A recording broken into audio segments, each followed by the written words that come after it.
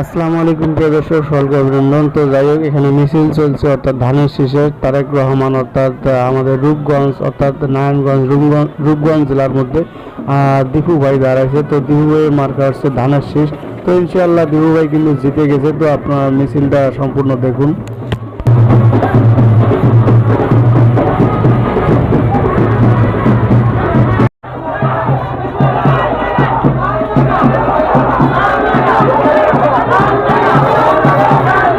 তো এখানে একটা কথা না বললে নয়, তো তারেক জিয়া অর্থাৎ ধানের শীষ মার্কা যখন হয় নাই, তো এর আগে অনেক মানুষই অনেক কথা বলছে যে তারেক রহমান ক্ষমতায় আসলে এটা করবে ওটা করবে, মানুষের কাটতে ফেলবে, মানে বিভিন্ন ধরনের কথাবার্তা বলছিল। কিন্তু এখন আমি দেখতেছি যে তারেক রহমানের মধ্যে যে পরিবর্তনগুলো আসছে, এর আগে যে সরকার ছিল হাসিনা, তার মধ্যে এই পরিবর্তন ছিল না।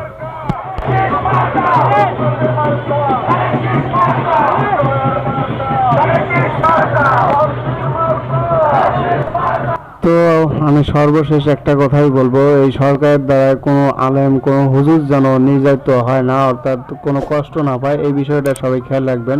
তো আমি আশা করি যে মহান আল্লাহ তাআলা তারেক রহমানকে যথেষ্ট পরিমাণে হেদায়েত দান করবে। তো সবাই ভালো থাকবেন, অবশ্যই একটু সাপোর্ট করবেন। সবাইকে ধন্যবাদ।